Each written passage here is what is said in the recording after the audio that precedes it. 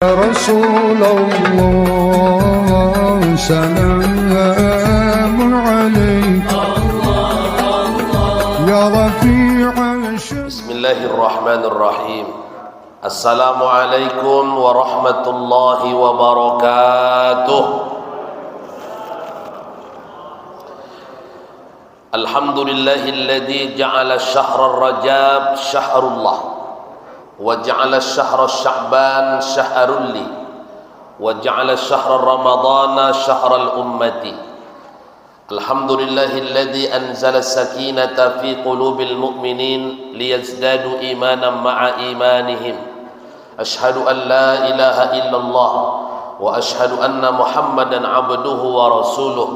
اللهم صل على محمد أما بعد. Yang sama kita hormati pengurus Masjid Ittihadul Khairiyah Desa Kubang Jaya, yang kita muliakan para imam-imam Masjid Ittihadul Khairiyah Desa Kubang Jaya, seluruh orang-orang tua kami, para ninik mama, bapak-bapak dan ibu-ibu, kaum muslimin dan kaum muslimat, jamaah salat maghrib rahimakumullah.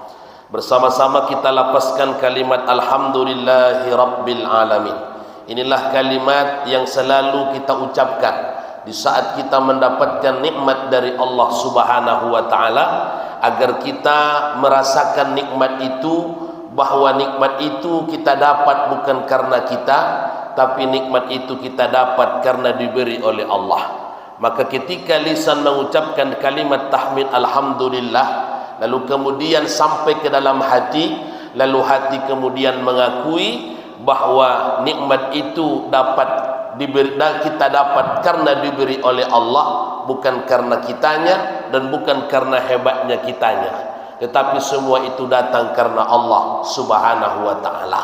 Apa nikmat yang kita syukuri malam ini Bapak Ibu? Kita dipilih oleh Allah dari sekian banyak manusia. Malam ini kita duduk bersama dalam majlis. Inilah majlis yang menggugurkan dosa-dosa kita. Inilah majlis yang selalu mendapatkan doa dari malaikat-malaikat Allah. Dan inilah majlis yang meningkatkan iman takwa kita di hadapan Allah. Mudah-mudahan majlis ini dicucuri rahmat dari Allah, dan semoga kita menjadi orang-orang yang dirahmati oleh Allah Subhanahu wa taala. Amin ya rabbal alamin. Salawat dan salam sama-sama kita haturkan keharibaan Nabi besar Muhammad sallallahu alaihi wasallam. Allahumma salli ala Muhammad wa ala ali Muhammad. Assalamu alayka ya Rasulullah. Syafaatul uzmah, syafaat kemuliaan yang akan kita harapkan dari beliau setelah sampai kita nanti di kehidupan akhirat. Mudah-mudahan kita istiqamah mengikuti sunnah-sunnah beliau dan senantiasa kita memperbanyak salawat insyaallah. Amin ya rabbal alamin. Pertama, ucapan terima kasih tadi sudah dipandu oleh Ustaz Isra membacakan surah Al-Fatihah untuk almarhum ayah saya. Hari Senin jam 5:20 almarhum ayah saya meninggal. Itu secara medisnya dinyatakan dokter pukul 5:20 di rumah sakit Awal Bros. Tapi menurut pengamatan saya, ayah ini sudah tiada ketika pukul 5:05. Jadi karena kalau dokter itu kan dia harus mendeteksi ini dan ini sebagainya. Tapi kalau perkiraan saya jam 5:05 ayah itu sudah berpulang ke hadapan Allah. Sakit beliau memang namanya sakit itu pasti ada Bapak Ibu. Jadi kalau diceritakan penyakit beliau ini memang panjang. Tapi yang pasti bukan karena sakit itu yang membuat beliau meninggal, tapi karena sudah sampai pada waktu yang telah ditetapkan. Walikulli ummatin ajal, fa idza jaa ajaluhum la yastakhiruna sa'atan wa la yastaqdimun.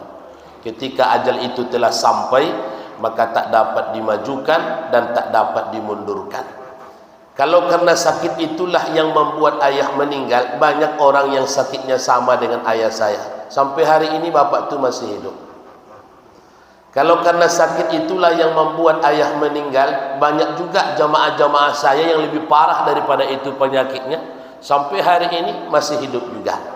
Jadi bukan karena sakit yang membawa kita mati, tapi karena sudah berlaku ketetapan Allah, berlaku kudrat dan iradat Allah, sampai disitulah tiba masanya kita pun kemudian akan menghadap kepada Allah Subhanahu wa taala.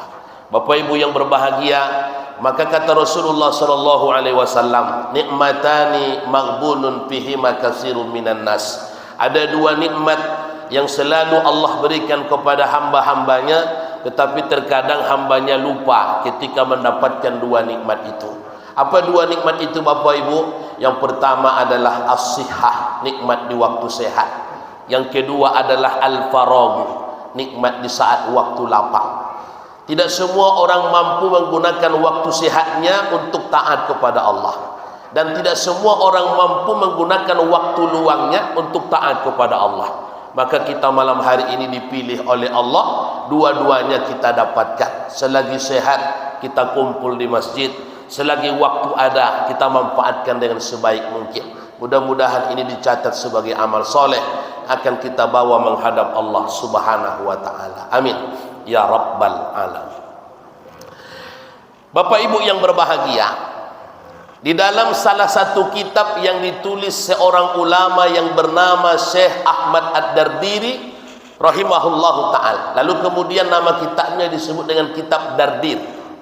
Kitab Dardir ini kitabnya tipis Bapak Ibu, sekitar 28 halaman, tapi isinya adalah kisah Isra wal Mi'raj Nabi besar Muhammad sallallahu alaihi wasallam, mulai dari awal sampai kepada akhir. Maka di halaman ke-24 dijelaskan, setelah sampai Nabi ke Mustawa, satu tingkat di atas Sidratil Muntaha, maka kemudian Rasulullah sallallahu alaihi wasallam diperlihatkan ada sekelompok manusia yang mereka ini berada di bawah naungan dan cahaya kemuliaan dari Allah. Ketika Rasulullah sallallahu alaihi wasallam menatap kelompok manusia itu, Nabi pun takjub melihatnya Bapak Ibu. Padahal banyak yang sudah diperlihatkan kepada Nabi dalam perjalanan Isra wal Mi'raj itu. Ada yang dinampakkan kepada Nabi sekelompok manusia yang hari itu dia menanam, hari itu dia menuai. Ada yang ditampakkan kepada Nabi sekelompok manusia yang sibuk menggunting-gunting lidahnya. Ada yang ditampakkan kepada Nabi satu kelompok manusia yang mereka dibenamkan dalam sungai darah nanah yang membusuk, sehingga mereka tak bisa keluar dari sungai darah nanah yang membusuk itu. Kemudian ada lagi ditampakkan kepada Nabi satu kelompok manusia yang mereka disuguhkan dua daging, satu yang masak, satu yang busuk, satu yang baik, satu yang rusak. Tapi anehnya mereka memakan daging yang rusak, yang busuk itu. Semua ditampakkan di hadapan Nabi sallallahu alaihi wasallam. Bahkan kemudian Rasulullah pun dapat mencium bau harum yang keluar daripada kuburnya Masyitah. Itulah jujur sisir Fir'aun ketika kemudian dia dan anak-anaknya beserta dengan keluarganya masuk dalam kuali, dipanaskan, kemudian mati syahid di dalam kuali itu. Tetapi Rasulullah SAW lebih takjub ketika melihat sekelompok manusia yang waktu itu mereka di bawah cahaya kemuliaan oleh Allah Subhanahu wa taala. Maka kemudian Nabi pun bertanya kepada Jibril, wahai Jibril alaihissalam, siapakah mereka itu yang mereka diliputi oleh cahaya kemuliaan? Maka Jibril alaihissalam menyampaikan kepada Rasul, min ummatika ya Muhammad. Mereka itu semuanya adalah dari umat-umatmu Muhammad. Awalnya Nabi mengira mereka itu malaikat. Awalnya Nabi mengira mereka itu para nabi, para rasul. Tetapi rupanya tidak. Min ummatika ya Muhammad. Mereka itu adalah umat-umatmu wahai Muhammad, kata malaikat Jibril alaihissalam. Lalu kemudian Nabi bertanya, apa yang mereka amalkan dahulu ketika mereka hidup di atas dunia? Lalu kemudian Jibril pun menyampaikan ada 3 amal mereka yang mereka istiqomah dengan 3 amal itu. Inilah yang membuat mereka dinaikkan oleh Allah sampai kemudian ditempatkan dalam tempat yang tinggi dan mereka diliputi oleh cahaya kemuliaan. Maka mudah-mudahan 3 amal ini dapat pula kita amalkan dalam hidup kita agar kita mendapatkan kemuliaan di hadapan Allah. Amin ya rabbal alamin. Baik Bapak Ibu yang berbahagia, apa 3 amalan yang mereka amalkan sepanjang hidup di atas dunia? Yang pertama adalah rajulun, seseorang hamba Allah, Kalau dikatakan rajulun, itu bukan hanya laki-laki, berlaku untuk perempuan juga. Seseorang hamba Allah yang sepanjang hidupnya dia berbakti kepada kedua orang tuanya. Jadi amalan berbakti dengan orang tua ini tak main-main, Bapak Ibu yang berbahagia. Berbuat baik kepada orang tua itu adalah sesuatu amal yang sangat mulia, dan di hadapan Allah adalah sesuatu yang sangat tinggi. Makanya Ibnu Abbas, salah satu sahabat Nabi yang diakui sebagai ahli dalam menafsirkan Al-Quran, apa kata Ibnu Abbas radhiyallahu anhu, bahwa dalam Al-Quran itu ada 3 ayat yang tidak bisa dipisahkan antara satu dengan yang lain. Apabila ditinggalkan satu, diambil satu, maka tak lengkaplah ayat itu, kata Ibnu Abbas. Apa yang 3 ayat itu, Bapak Ibu? Yang pertama adalah atiullaha wa atiur rasul. Taatlah engkau kepada Allah dan taatlah engkau kepada Rasul. Yang kedua, wa'budullaha wa la tusyriku bihi syai'a wa bil walidaini ihsana. Sembahlah olehmu Allah, jangan mensyirikatkan Allah, dan berbuat baiklah kepada kedua orang tua. Tidak hanya cukup menyembah Allah, tetapi ditinggalkan berbuat baik dengan orang tua, maka dua-duanya mesti diamalkan. Dan ayat yang ketiga kata Ibnu Abbas adalah aqimus shalah wa atuz zakah. Setelah engkau mendirikan salat, maka tugasmu yang berikutnya adalah bayarkanlah zakat dari setiap harta yang engkau dapatkan. Inilah 3 ayat yang tidak dapat dipisahkan, Bapak Ibu yang berbahagia. Maka oleh karena itu, semua kita yang hadir ini yang masih punya orang tua, apakah dia hanya ayah saja atau dengan ibu saja, atau masih punya orang tua kedua-duanya, tugas kita adalah birrul walidain. Berbuat baiklah sepanjang hidupnya, dan berbuat baiklah sepanjang mereka masih ada di atas dunia. Kemuliaan akan didapatkan oleh siapapun bagi mereka yang berbuat baik dengan kedua orang tuanya. Bapak Ibu yang dirahmati Allah Subhanahu wa taala, ternyata apa yang dirasakan oleh orang yang mereka di awal-awal setelah kehilangan orang tua itu sesuatu yang sangat luar biasa. Awalnya dulu saya mengira kehilangan orang tua itu biasa-biasa saja, Bapak Ibu. Tapi setelah itu menimpa diri saya, barulah saya bisa membaca dan melihat, rupanya beginilah rasanya kehilangan orang tua. Bagaimana kemudian diri kita ini, Bapak Ibu berbahagia, selalu diliputi penyesalan demi penyesalan. Selalu didatangkan hal-hal yang membuat kita, kenapa dahulu saya tidak buat seperti ini? Kenapa dahulu waktu ayah masih hidup saya tidak buat begini? Kenapa waktu mak dulu masih hidup saya tidak buat begini? Itu penyesalan itu akan datang, Bapak Ibu yang berbahagia. Dan itu akan dirasakan oleh semua manusia. Itu artinya apa? Kalau kita berbuat dengan orang tua itu ditakar-takar, Bapak Ibu, diukur-ukur, tidak totalitas, maka yakin dan percayalah, penyesalan akan datang setelah dia meninggalkan kita di alam dunia ini. Bapak Ibu rahimakumullah, maka untuk adik-adikku yang remaja-remaja, tentu mereka ini mungkin masih ada orang tuanya. Dan siapapun kita yang hadir dalam masjid ini, pesan saya adalah, selagi mereka masih ada, Bapak Ibu, berbuat baiklah kepadanya. Wa'budullah wa qadha rabbuka alla ta'budu illa iyyahu wa bil walidaini ihsana imma yablughanna 'indakal kibara ahaduhuma aw kilahuma fala taqul lahumā uffin wa la tanharhumā wa qul lahumā qawlan karīmā. Mengatakan sesuatu yang melukai hatinya seperti kata-kata "of" adalah termasuk bahagian daripada durhakanya anak dengan kedua orang tuanya. Wa qul lahumā qawlan karīmā, tetapi katakanlah perkataan yang mulia, katakanlah perkataan yang baik-baik kepadanya. Bapak Ibu yang berbahagia, Yang kedua, berbuat baiklah sepenuhnya kepada orang tua di saat mereka dalam keadaan sakit. Mohon maaf Bapak Ibu yang berbahagia, tidak sedikit di antara anak yang menyia-nyiakan orang tuanya saat sakit. Dan tidak sedikit di antara anak ketika orang tuanya sakit dia tak peduli. Justru Bapak Ibu yang berbahagia, saat dia menderita sebuah penyakit, maka fokuskanlah perhatianmu kepadanya. Lalu apa yang kita dapatkan kalau kita berbuat baik dengan orang tua? Allah akan selalu mudahkan hidup kita Bapak Ibu yang berbahagia. Kesulitan kita Allah akan buka jalan keluarnya. Rezeki-rezeki itu akan datang Bapak Ibu berbahagia kalau kita mau berbuat baik dengan kedua orang tua. Tak usah kita bicara akhirat dulu, pahala dan sebagainya. Di dunia saja kita akan mendapatkan imbalannya kalau kita mau berbuat baik dengan kedua orang tua.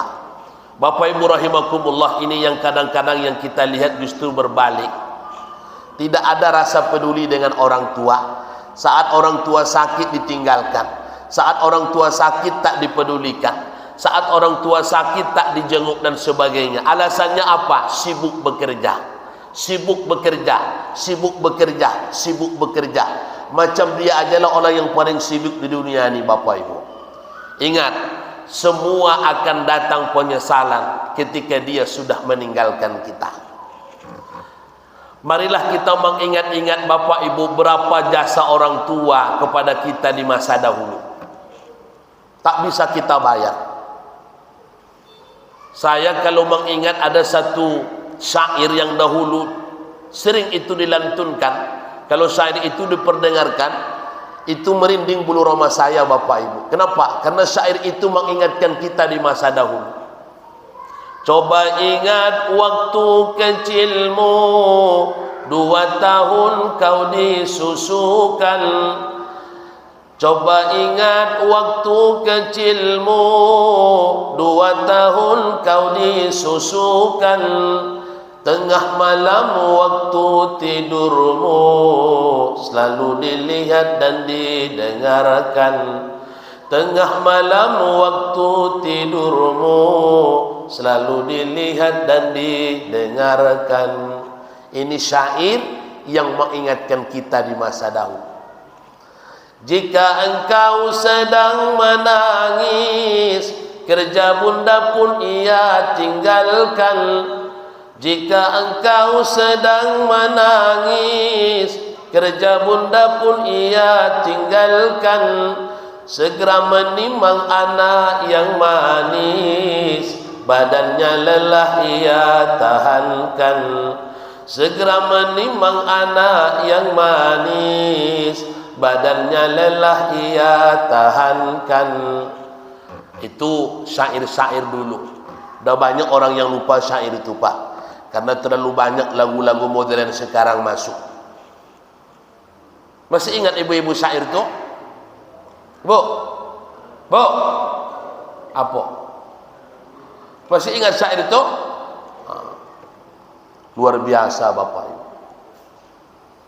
Bapak Ibu yang dirahmati Allah Subhanahu wa taala, maka oleh karena itu kemuliaan akan didapatkan oleh setiap anak ketika anak itu mau dia berbuat baik dengan kedua orang tuanya. Ingat sekali lagi Bapak Ibu yang masih punya orang tua hari ini, pergilah dan tataplah wajahnya. Kalau kemudian kita mampu lagi, dari sebagian harta kita sisahkan untuk dia. Yang ketiga, ingat Bapak Ibu, firasat dari orang tua itu sangat luar biasa. Jadi kalau sudah orang tua membuat suatu kata-kata, itu perlu didengar Bapak Ibu. Itu yang pertama yang akan mendapatkan cahaya kemuliaan di hadapan oleh Allah Subhanahu wa taala. Yang kedua Bapak Ibu, siapa yang mendapatkan naungan cahaya kemuliaan yang dilihat Nabi ketika sampai di Mustawa? Ternyata mereka adalah hamba-hamba Allah yang berbolak-balik, dia dari rumah ke masjid, dari masjid ke rumah, dari rumah ke masjid, dari masjid ke rumah. kaki yang berbolak-balik dari rumahnya ke masjid. Maka ini satu amalan yang sangat luar biasa. Oleh karena itu Bapak Ibu, selagi kaki ini masih kuat, selagi kaki ini masih bisa melangkah, melangkahlah ke masjid. Sebelum datang satu masa ketika kaki ini tak bisa lagi dilangkahkan ke masjid. Selagi dia kuat, datanglah ke masjid. Itu amal yang sangat luar biasa. Kemudian yang ketiga yang terakhir. Yang ketiga yang terakhir, seorang hamba Allah qalbun dzakir, hatinya basah dengan kalimat-kalimat zikir kepada Allah. Artinya adalah orang-orang yang selalu berzikir dengan Allah, menghidupkan hatinya kepada Allah Subhanahu wa taala. Inilah implementasi dari ayat inna fi khalqis samawati wal ard wa ikhtilafil laili wan nahar la ayatin liulil albab alladzina yadhkuruna Allaha qiyaman wa qu'udan wa ala junubihim wa yatafakkaruna fi khalqis samawati wal ard rabbana ma khalaqta hadza batila subhanaka faqina adzabannar. Maka oleh karena itu kita latih hati ini supaya hidup zikirnya Bapak Ibu. Karena hati yang hidup zikir itu akan memudahkan lisan lidah untuk menyebut. Hati yang hidup berzikir akan melunakkan lidah untuk berzikir. Bukankah zikirnya lidah itu yang akan menjadi saksi ketika kita nanti menghembuskan nafas yang terakhir? Man qala akhira kalami la ilaha illallah dakhalal jannah. Siapa yang mengucapkan akhir hayatnya la ilaha illallah, maka dia akan masuk ke dalam surga. Kalau mak saya cerita, almarhum ayah saya, mak saya hanya mendengar Allahnya saja. Jadi ayah saya ini tidak ada napasnya turun naik Bapak Ibu.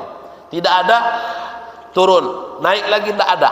Ayah saya hanya sesak sekali, habis itu lalu mak mengatakan la ilaha illallah, yang didengar oleh mak saya Allah, habis sudah.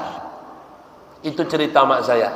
Dengan cerita itu saya terhibur Bapak Ibu berbahagia. Mudah-mudahan Allah yang dilapaskan oleh ayah ketika menjelang itu, mudah-mudahan itu adalah ujung daripada la ilaha illallah. Dan ini yang kita minta kepada Allah Bapak berbahagia. Jadikan akhir hidupku ya Allah dapat mengucapkan kalimat thayyibah la ilaha illallah. Dengan itulah kita hidup. Dan dengan kalimat itu juga kita akan mati Bapak Ibu.